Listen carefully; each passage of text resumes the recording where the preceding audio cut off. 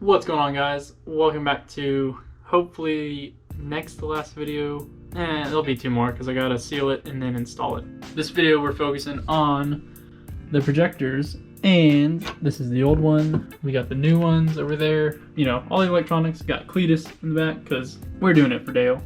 I've been messing with the kits that I got. So I got the retro quick kits, and this didn't come like this. So there's black plates. These black plates, you just literally unscrew the 4 screws.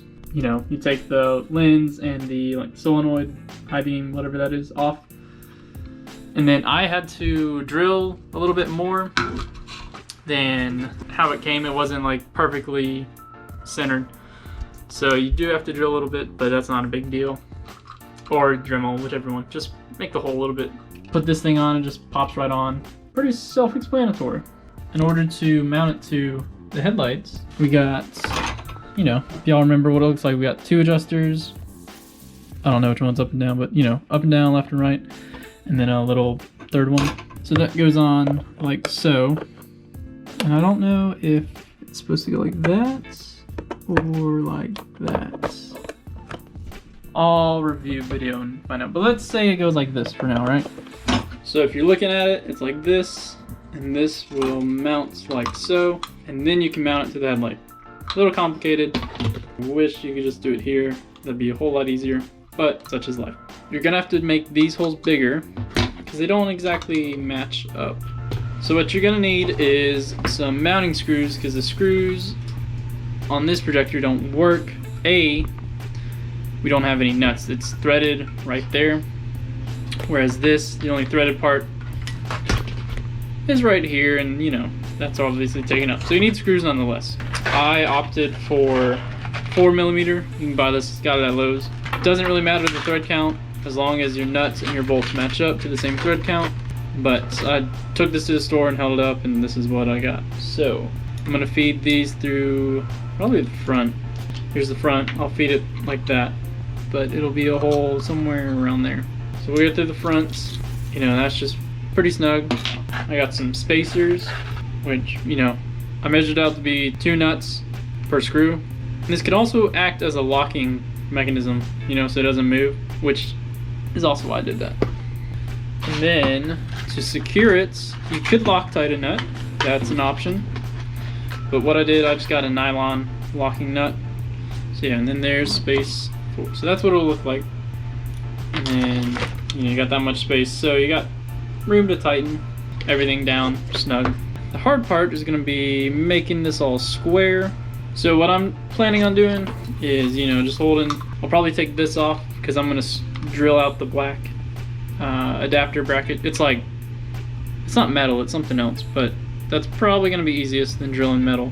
But I'll just hold it up like so, mark it with the Sharpie or something, do opposite holes, and then I can do the other holes. Just make sure it's square. If that didn't make sense, I'm sorry. You'll see when I'm done. So, it's a new day. You know, new video. We got Jake the garden snake because, as you do, love you, Jake. But, went to Lowe's. 3 separate trips. Finally got the right hardware. So, at first, I just took the metal bracket. Actually, y'all don't care what happened. Anyway, what you need to know. I went with 3mm bolts. And I also overpaid on hardware because Lowe's. Metric 3 by 0.5. You can read. These bolts, I wanted flathead, but you know, I don't think they have flathead for anything this small in generic stores. So you gotta get what you can.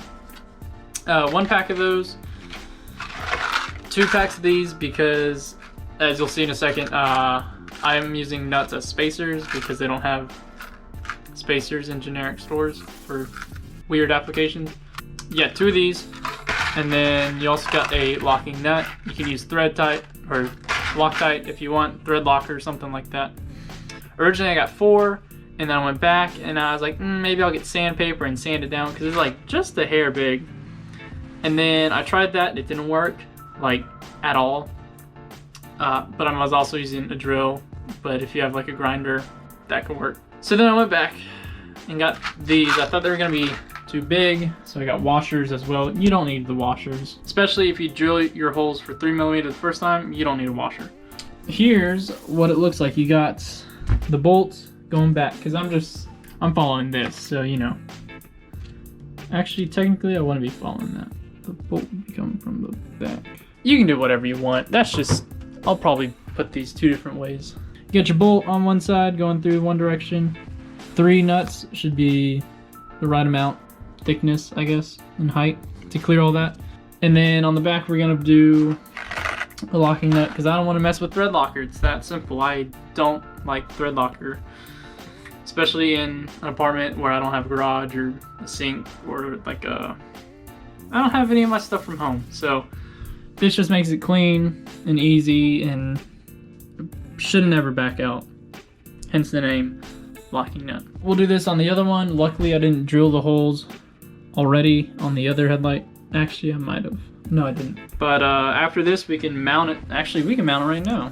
All right, and it is installed, and that was pretty painless, I'm gonna be honest. I want to kill myself. I actually bumped it up to 4 screws, or 4 nuts for a spacer, so I think it does it a little bit better. Tighten all those down. The other fun part will be trying to get all this wiring managed and tucked away so it's not A, in front of the board, and B, getting pinched somewhere. And then we also have to add the extensions because headlights. I already taped up this little plug. That's the out plug. And I'll probably put this right about there. Like so. I might have to re-zip tie it. Just give it a little more length up here. But there's lots of room up top here and lots of room at the bottom down here. So that's good to know. First, we'll do the other projector, get that all set up and mounted in the housing as well. So let's go do that.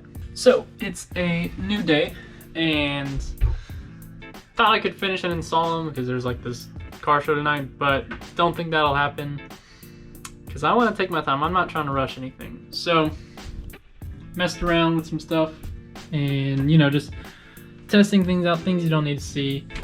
Found out heat shrink, you know, will shrink slowly in the oven, but I kind of need it not slowly.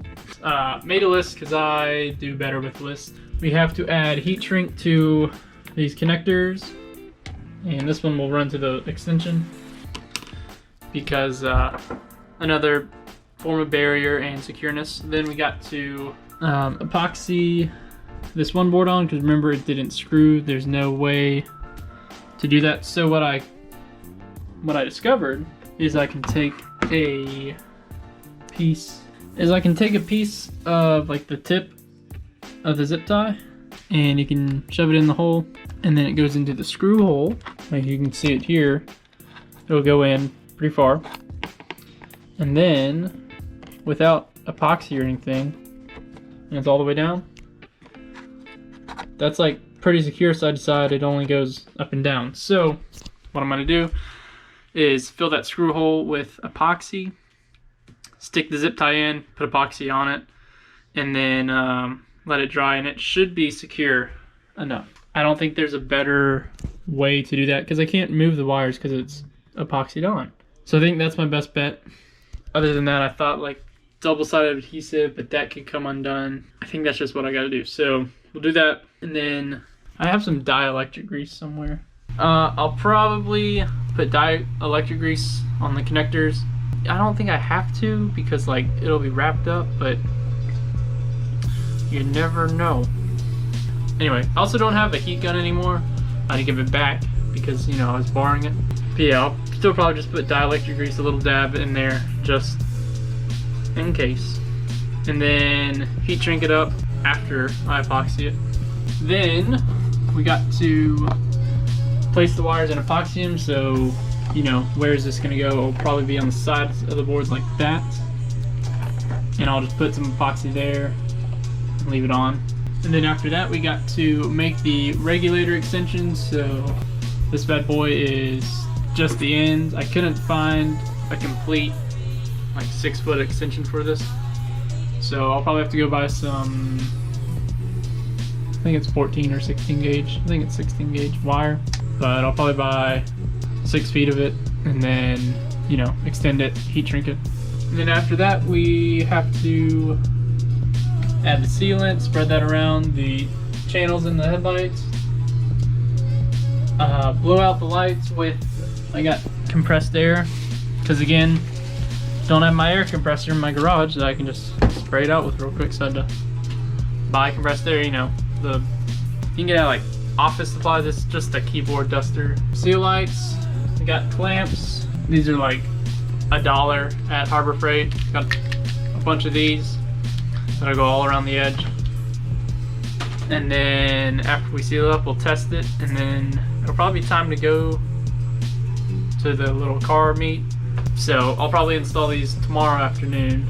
Okay, there's a meet Wednesday, so we'll be showing off there. But really wanted to get these done this weekend, because if you recall a couple videos back, my deadline was the last day of December. I think it's the 30th. Oh, I might have to get some, like, self-tapping screws for this. I might have to make another run to the hardware store, because it's just little things, and I don't have like a closet full of random screws and nuts and bolts and just all that stuff like I do at home. So should have done this back in June, but here we are.